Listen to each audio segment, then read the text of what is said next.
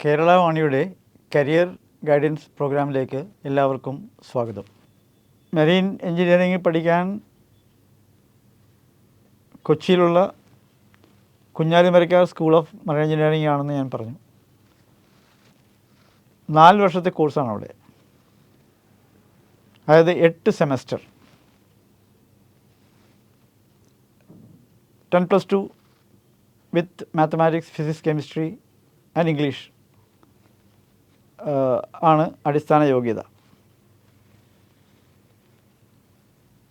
4 വർഷം കഴിയുമ്പോൾ ഈ 4 വർഷത്തിൻ്റെ പഠനത്തിനിടയിൽ ഒരു സെമസ്റ്റർ മുഴുവൻ ഷിപ്പ് ഇൻ ക്യാമ്പസ് എന്ന് പറഞ്ഞ പദ്ധതിയിലാണ് ചിലവാക്കുന്നത്.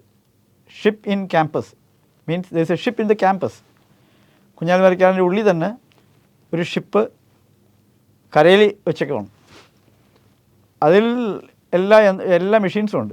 സാധാരണ ഷിപ്പിലെ സൈസിലുള്ള എല്ലാ മെഷീൻസും ഉണ്ട്. അതെല്ലാം ഓപ്പറേറ്റ് ചെയ്ത് പഠിക്കാനുള്ള അവസരം അവിടെ ഉണ്ടാകും.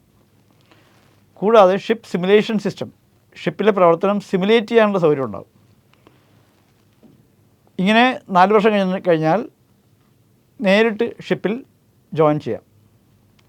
5th എഞ്ചിനീയറായിട്ടാണ് ജോയിൻ ചെയ്യുന്നത്. ഇപ്പോൾ നല്ല പ്ലേസ്മെൻറ്റാണ്. അവിടെ പഠിക്കുന്ന എല്ലാവർക്കും, ഏതാണ്ട് 100% ആൾക്കാർക്കും, കുട്ടികൾക്കും ജയിച്ചാൽ, പരീക്ഷ പാസ്സായാൽ ജോലിയാണ്. ജോലി ഉറപ്പാണിപ്പോൾ. അല്പം ഫീസ് കൂടുതലായിട്ട് തോന്നിയേക്കാം. സാധാരണ എഞ്ചിനീയറിംഗ് പഠിക്കുന്നതിനേക്കാൾ കൂടുതൽ ഫീസാണ് അവിടെ. ഏതാണ്ട് 8 ലക്ഷം രൂപ ട്യൂഷൻ ഫീസ് 4 കൊല്ലം കൊണ്ട് കൊടുക്കേണ്ടി വരും. അതായത് ഒരു വർഷം 2 ലക്ഷം വെച്ച് ശരാശരി. അത് ചിലപ്പോൾ അല്പം കൂടിയെന്ന് വരാം. ഹോസ്റ്റലിൻ്റെ ഫീസ് അടക്കമാണ് ഞാൻ ഈ പറയുന്നത്. ഹോസ്റ്റലിൽ തീർച്ചയായിട്ടും ഹോസ്റ്റലിൽ തന്നെ താമസിക്കേണ്ടി വരും. പുറത്ത് പോകാൻ പറ്റില്ല. ആഴ്ച ഒരു ദിവസം പറ്റും പുറത്ത് പോയാൽ വീട്ടിൽ വിട്ടേക്കാം, അത്രയേ ഉള്ളൂ. അതൊന്നും ഡിമാൻഡ് ചെയ്യാൻ പറ്റുന്ന കാര്യമല്ല. എന്തുകൊണ്ടാണ് ഇങ്ങനെ ചെയ്യുന്നത് കൂടി മനസ്സിലാക്കിയിരിക്കണം. എന്തുകൊണ്ടാണ് ഇത്ര സ്ട്രിക്റ്റായിട്ട് അവിടെ പ്രോഗ്രാം ചെയ്തേക്കുന്നത്? രാവിലെ എഴുന്നേൽക്കണം, 5 മണിക്ക് PT ചെയ്യണം, പണിയെല്ലാം ചെയ്യണം. അതിനുശേഷം 9 മണിക്ക് ക്ലാസ്സിൽ കയറണം, വൈകുന്നേരം വരെ ക്ലാസ്, പിന്നെ അതിനുശേഷം പിന്നെ സ്ട്രിക്റ്റായിട്ടുള്ള കാര്യങ്ങളൊക്കെ പരിപാടികളൊക്കെ ഉണ്ടാവും. എന്തിനാണ് ഇങ്ങനെ ചെയ്യുന്നത്? കാരണം കപ്പലിൽ ജോലി ചെയ്യുമ്പോൾ പുറത്തു പോകാനുള്ള സൗകര്യമില്ല. കപ്പൽ കടലിൽ നിന്ന് അടുക്കാണ്. അപ്പോൾ അതിന് വേണ്ടിയിട്ടുള്ളൊരു ട്രെയിനിങ്ങാണ്. മാത്രമല്ല ലിവിങ് ടുഗദർ, ഒന്നിച്ച് ഒരു ചെറിയ സ്പേസിൽ ജീവിക്കാൻ പഠിക്കണം. അതിനുള്ള ട്രെയിനിങ് കൂടിയാണ് ഈ ഹോസ്റ്റലിൽ താമസിപ്പിക്കുന്നത്. അത് ഉള്ള ആൾക്കാരുടെ കൂടെ ഷിപ്പിൽ സാധാരണ 25 പേരൊക്കെ ഉണ്ടാകുള്ളൂ ശരാശരി. ആ 25 പേരുടെ കൂടെ ജീവിക്കണം നിങ്ങൾ മാസങ്ങളോളം. അങ്ങനെ അഡ്ജസ്റ്റ് ചെയ്ത് പോകണം. അതും പല നാഷണാലിറ്റീസ് ആയിരിക്കാം ഷിപ്പിലുള്ളത്.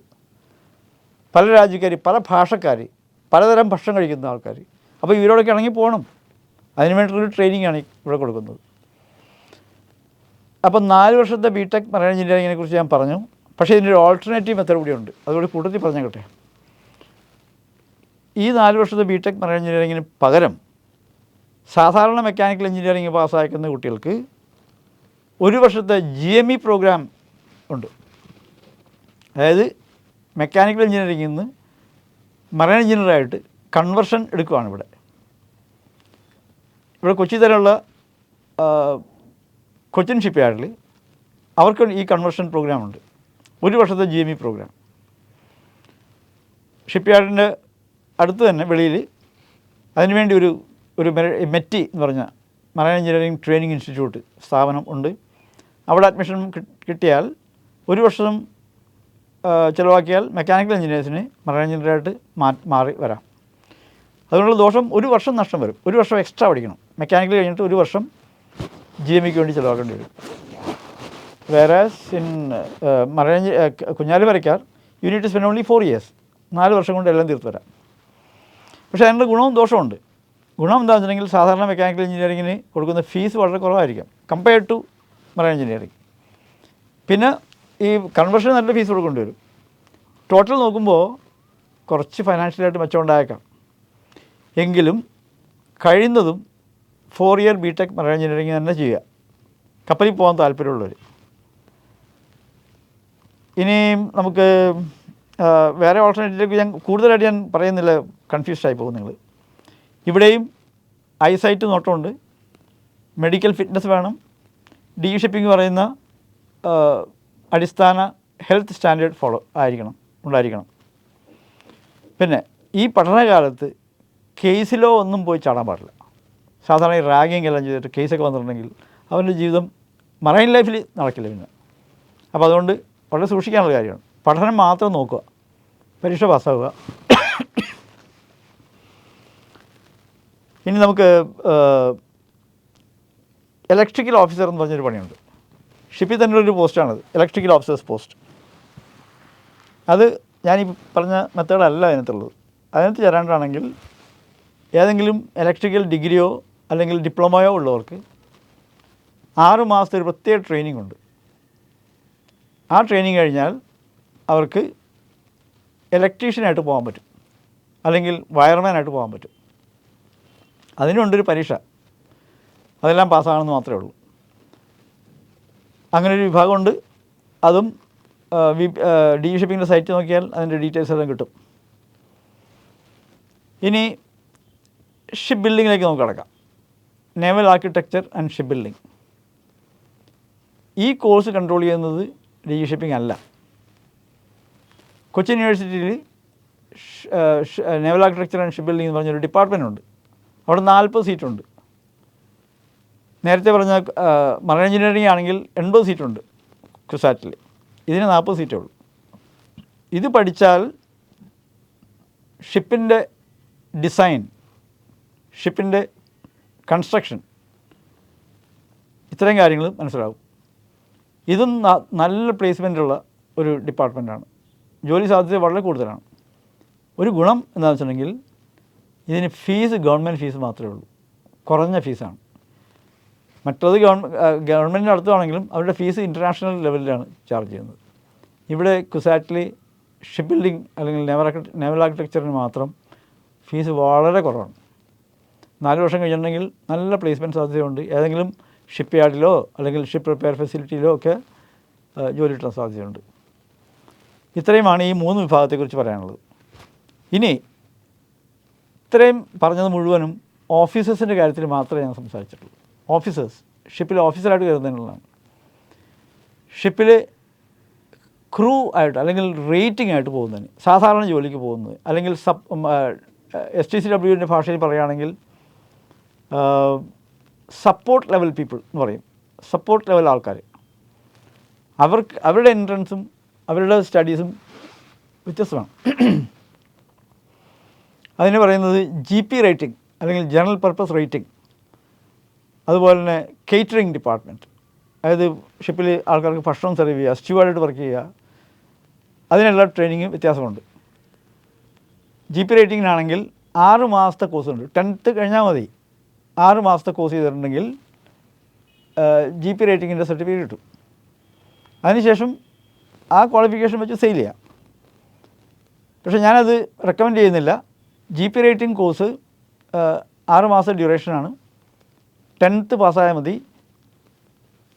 കൊച്ചിയിൽ ഇപ്പോൾ യൂറോടെക് മെറിടൈം അക്കാഡമിയിൽ GP റേറ്റിംഗ് കോഴ്സുകൾ നടക്കുന്നുണ്ട്.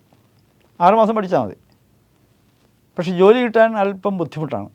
നല്ല ഫീസുണ്ട് അവിടെ, എങ്കിലും ആ പ്രൊവിഷനുണ്ട്. ഇനി പറയാനുള്ളത് അതാണിപ്പോൾ റേറ്റിങ്ങിൻ്റെ കാര്യവും ഓഫീസേഴ്സിൻ്റെ കാര്യം പറഞ്ഞു. ഇനി ആദ്യം ഞാൻ പറഞ്ഞ നോട്ടിക്കൽ സൈഡ് അല്ലെങ്കിൽ എൻജിനീയറിംഗ് സൈഡ് എല്ലാം ഫോറിൻ ഗോയിങ് കപ്പലുകൾക്ക് വേണ്ടിയിട്ടുള്ളതാണ് ഞാൻ പറഞ്ഞത്. പൊതുവേ കപ്പലുകളെ രണ്ടായിട്ട് സെപ്പറേറ്റ് ചെയ്യാം. Foreign going ships, coastal ships അല്ലെങ്കിൽ നിയർ കോസ്റ്റൽ വോയേജസ്. നേരത്തെ ഞാൻ പറഞ്ഞത് മുഴുവനും ഫോറിൻ ഗോയിങ് ഷിപ്പിനെ കുറിച്ചാണ്. ഇനി കോസ്റ്റൽ ഷിപ്പാണെങ്കിൽ, അതായത് കരയ്ക്ക് ചുറ്റും ഭൂഖണ്ഡത്തിന് ചുറ്റും പോകുന്ന കപ്പലുകൾക്ക് അല്പം സ്റ്റാൻഡേർഡ് കുറവാണ്. അതിനാണെങ്കിൽ അവിടെ ഉണ്ട് captain, chief officer, second officer, ഇതെല്ലാം ഉണ്ട്. പക്ഷേ അവരുടെ പരീക്ഷ ഫോറിൻ ഗോയിങ് ഷിപ്പിലുള്ളതിൻ്റെ അത്രയും ലെവലിൽ വരില്ല. അതുപോലെ തന്നെ എൻജിനീയറിംഗ് സൈഡിലാണെങ്കിൽ ചീഫ് എഞ്ചിനീയർ, സെക്കൻഡ് എഞ്ചിനീയർ, അവരൊക്കെ പറയുന്നത് NCV എഞ്ചിനീയേഴ്സ് എന്നാണ് പറയുന്നത്. ക്ലാസ് 3 അങ്ങനത്തെ പോസ്റ്റുകളൊക്കെ ഉണ്ട് അവിടെ. ഫോറിൻ ഗോയിങ് ഷിപ്പാണെങ്കിൽ ഞാൻ നേരത്തെ പറഞ്ഞതുപോലെ ചീഫ് എഞ്ചിനീയർ മുതൽ second engineer, third engineer, fourth engineer, fifth engineer, ഇവർക്കെല്ലാം ക്വാളിഫിക്കേഷൻ ഉണ്ട്. വെറുതെ കിട്ടുന്നതല്ല ഇതൊക്കെ. അല്ലെങ്കിൽ എക്സ്പീരിയൻസ് കൊണ്ട് മാത്രം കയറി പോകാൻ പറ്റില്ല. ഇടയ്ക്കെല്ലാം കോമ്പീറ്റൻസി പരീക്ഷകൾ പാസ്സാകണം. നോട്ടിക്കൽ സൈഡിലാണെങ്കിൽ ക്യാപ്റ്റന് കോമ്പീറ്റൻസി ആസ് മാസ്റ്റർ, ആ സർട്ടിഫിക്കറ്റ് വേണം. ചീഫ് ഓഫീസറിന് മെയ്റ്റിൻ്റെ കോമ്പീറ്റൻസി വേണം. അങ്ങനെ ഓരോ ലെവലിലും കോമ്പീറ്റൻസി സർട്ടിഫിക്കറ്റ് വേണം. എഞ്ചിൻ സൈഡിലാണെങ്കിൽ ചീഫ് എഞ്ചിനീയറിന് class 1 certificate of competency, second engineer class 2 certificate of competency, താഴെയുള്ള തേർഡ് എഞ്ചിനീയർ ഫോർത്ത് എഞ്ചിനീയർ ആണെങ്കിൽ ക്ലാസ് 4 സർട്ടിഫിക്കറ്റ് ഓഫ് കോമ്പീറ്റൻസി. എന്താണ് ഈ കോമ്പീറ്റൻസി? സാധാരണ കോളേജിൽ നിന്ന് കിട്ടുന്ന ഡിഗ്രി കൊണ്ടല്ല കോമ്പീറ്റൻസി കിട്ടുന്നത്, അത് അക്കാഡമിക് ക്വാളിഫിക്കേഷനാണ്. ഇവിടെ കോമ്പീറ്റൻസി ക്വാളിഫിക്കേഷൻ, അതായത് ഒരു കപ്പൽ ഓടിച്ചു നടക്കാനുള്ള കഴിവ് ഉണ്ടെന്ന് പ്രൂവ് ചെയ്യുന്നതാണത്. ഒരു ഉദാഹരണം ഞാൻ പറയുകയാണെങ്കിൽ, ഇപ്പോൾ സ്വിമ്മിങ്ങിനെ കുറിച്ച് പഠിക്കാനായിട്ടാണെങ്കിൽ സ്വിമ്മിങ് പഠിക്കാം. ഏതെങ്കിലും ലൈബ്രറി പോയിരുന്നുണ്ടെങ്കിൽ സ്വിമ്മിങ്ങിനെ കുറിച്ചുള്ള ബുക്കുകളുണ്ട്, ബാക്ക് സ്ട്രോക്ക്, പലതരം സ്വിമ്മിംഗ് ഉണ്ട്. അതെല്ലാം മനസ്സിലാക്കാൻ, വായിച്ചു പഠിക്കാം. അതുകൊണ്ട് മാത്രം വെള്ളത്തിൽ പോയിട്ടുണ്ടെങ്കിൽ എന്ത് പറ്റും? ഈ അറിവ് കൊണ്ട് മാത്രം, അറിവുണ്ട്, പക്ഷേ ആ അറിവ് മാത്രം മതിയോ? കടലിൽ പോയിട്ടുണ്ടെങ്കിൽ മരിച്ചു പോകും. അവിടെ വേണ്ടത് സ്കിൽ വേണം.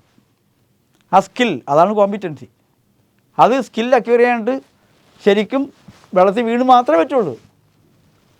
ഇവിടെ സംഭവിക്കുന്നത് തന്നെയാണ്. ഈ കോമ്പീറ്റൻസി പരീക്ഷ ഓരോ ലെവലിലും വെച്ചിട്ടുണ്ട്.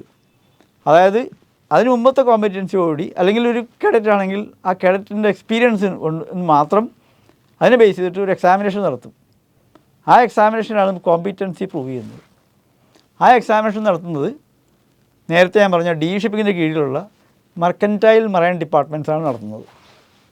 Government office. ഈ നമ്മുടെ ഇന്ത്യൻ കോസ്റ്റിന് ചുറ്റും MMD ഓഫീസുണ്ട്. കൊച്ചിയിലുണ്ട് ഒരു MMD ഓഫീസ്. കൊച്ചി, മംഗലാപുരം, ഗോവ, ബോംബെ, അങ്ങനെ ഈ സൈഡിലാണെങ്കിൽ തൂത്തുക്കുടി, ചെന്നൈ, വിശാഖപട്ടണം, കൽക്കട്ട, പോർട്ട് ബ്ലെയർ, ഇവിടെയൊക്കെ MMD ഓഫീസുണ്ട്. MMD means mercantile marine department. എല്ലാ MMDയിലും എല്ലാ എക്സാമിനേഷനും നടത്തില്ല. കൊച്ചിയിൽ ഇപ്പോൾ എല്ലാ എക്സാമിനേഷനും നടത്തുന്നുണ്ട്. അവിടെ പോയി നമ്മുടെ എക്സ്പീരിയൻസ് കഴിഞ്ഞിട്ടുണ്ടെങ്കിൽ, അതായത് ആവശ്യമായിട്ടുള്ള സീ സർവീസ് കിട്ടിക്കഴിഞ്ഞാൽ, സീ സർവീസ് എന്നാണ് പറയുന്നത്, ഓരോ സീ സർവീസിൻ്റെ ബേസ് ചെയ്തിട്ട് പരീക്ഷകളിൽ എലിജിബിലിറ്റി കിട്ടും.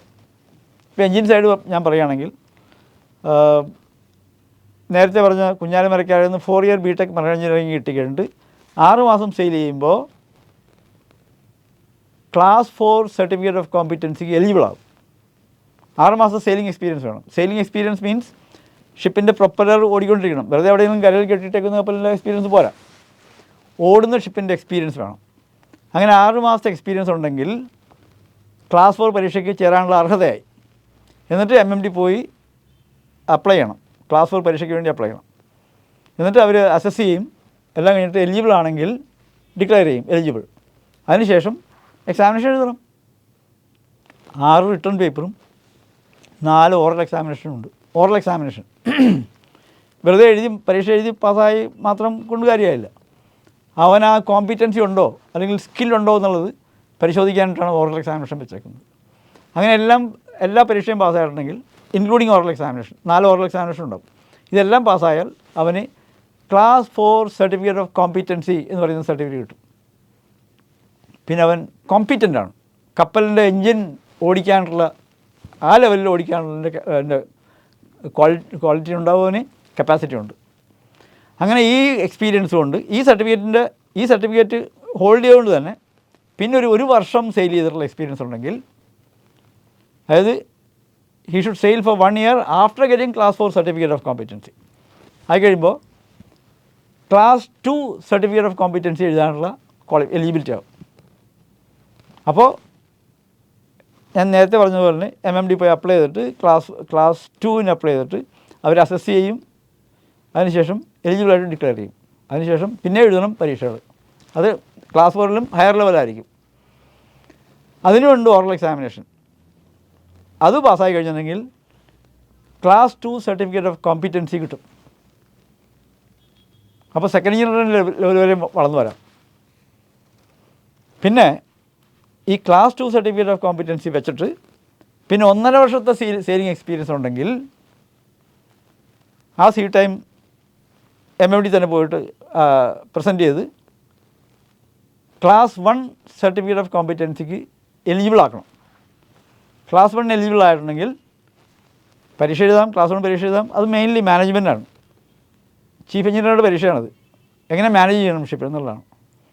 ആ മാനേജ്മെൻറ്റ് സർട്ടിഫിക്കറ്റ് കിട്ടിയാൽ ക്ലാസ് 1 സർട്ടിഫിക്കറ്റ് ഓഫ് കോമ്പിറ്റൻസി ഏത് ഷിപ്പിൻ്റെയും, പാസഞ്ചർ ഷിപ്പ് ആയിക്കോട്ടെ, കാർഗോ ഷിപ്പ് ആയിക്കോട്ടെ, റിസർച്ച് വെസൽ ആയിക്കോട്ടെ, pipe line ship, any ship, അതിൻ്റെ ചീഫ് എഞ്ചിനീയർ പദവി അലങ്കരിക്കാനുള്ള ക്വാളിഫിക്കേഷനാവും ക്ലാസ് 1 കൊണ്ട്.